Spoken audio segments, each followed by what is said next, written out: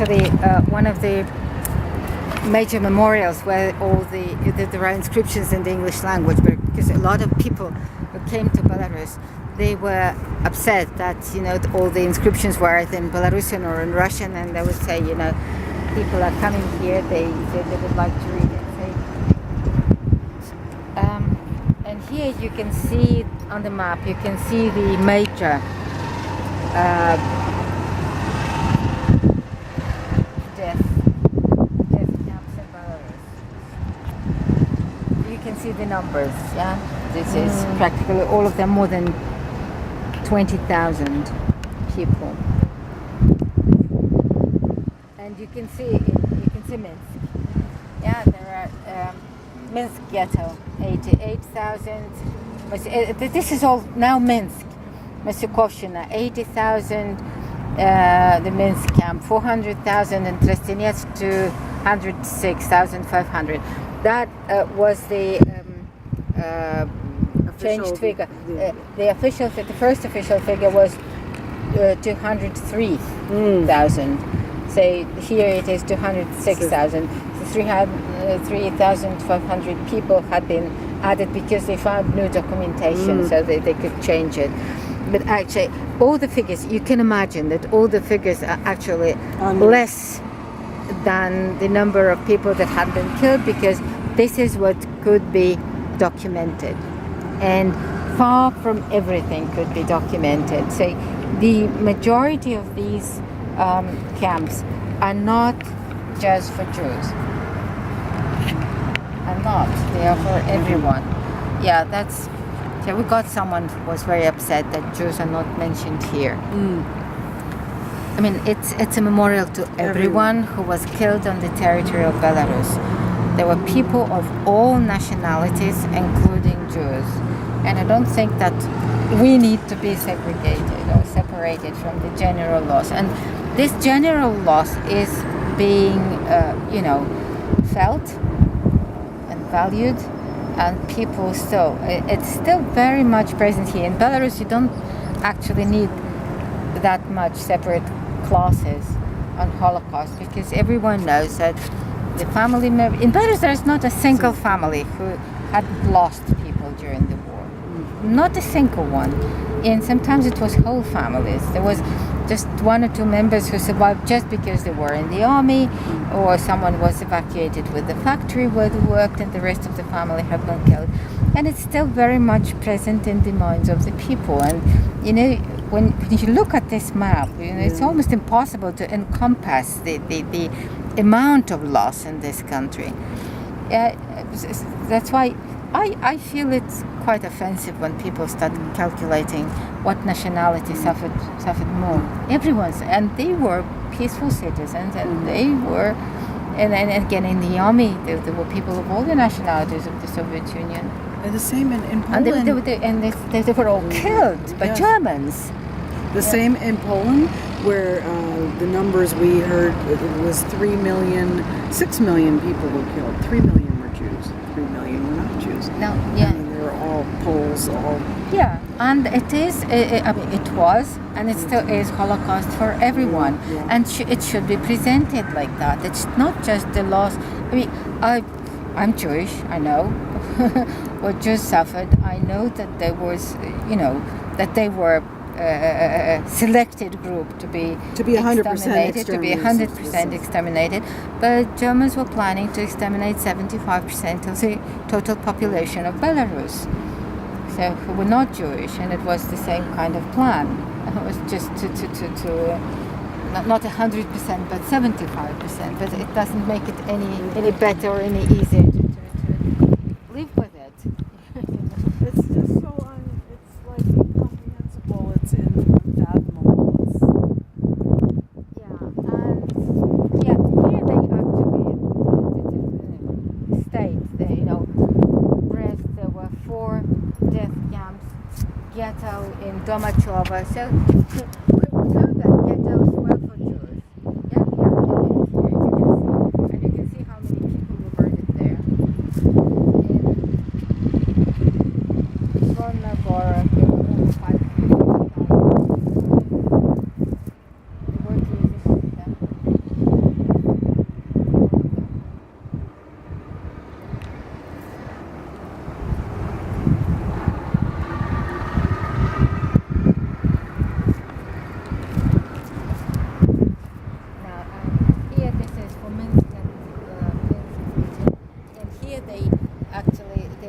they did because they know they were more than that.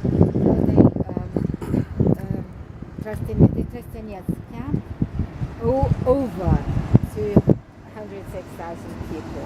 Actually, this is what was spelled with a little Trosteniec camp. Oh. This is the Belarusian transcription, and this is in all of these. In Borisov, there were 6 camps, over 33,000 people murdered. That's where we're going.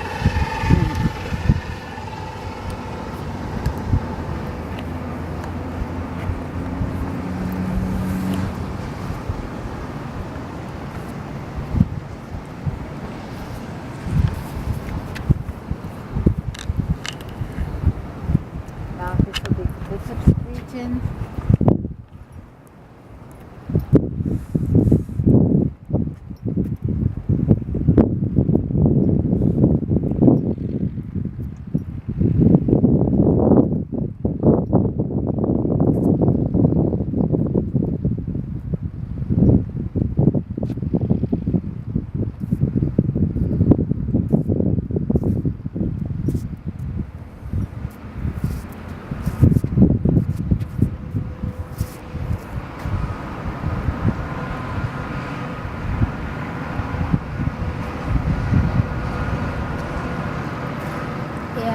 In Belarus, they actually consider ghettos as concentration camps because they were not like ghettos, in Prague, in Paris, where Jews lived, always lived, as a group of people.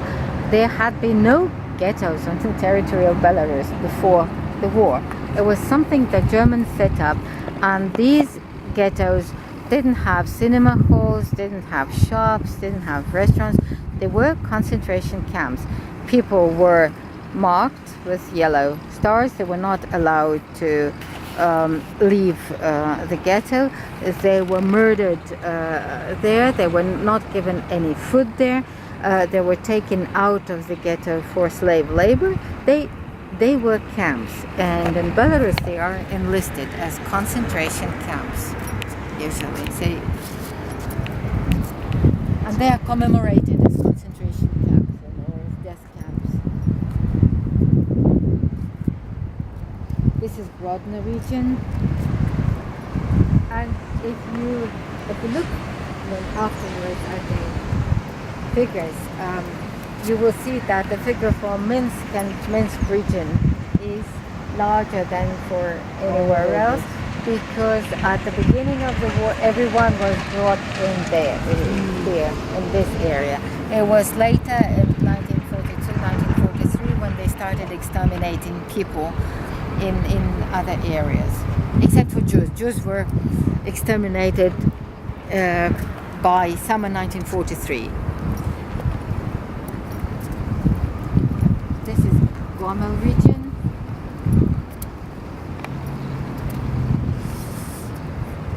And in Gomel itself, they had 5 concentration camps in Iran. This is the city right on the border with Russia. This is where the Soviet army was resisting for almost 2 months. This was the area where the first border in the history of the Second World War was the first front line. In the history of the Second World War was established, because before that Germans were just moving from the west to the east, and there were battles, there were fights, but there was no front line. They were just moving. There were local battles, and because of the resistance, sometimes just desperate resistance of the Soviet troops on the territory of Belarus, the Soviet army managed to build fortifications along the 2 major rivers in that area, the Dnieper and the Western Dwina. And these are the big cities, Gomel, Mogilov, Orsha, Brest. They're located on these rivers. And that was the first front line established in the history of the Second World War. It was August, September 1941, and they managed to keep Germans for almost 2 months along this front line. There were severe battles there. There were, anything that was along that front line was destroyed. Lots of people were killed, and it was that period, and it was in Vitebsk region in Russia that the Soviet Army first used Katyusha. That it was called the Stalin's organ. They were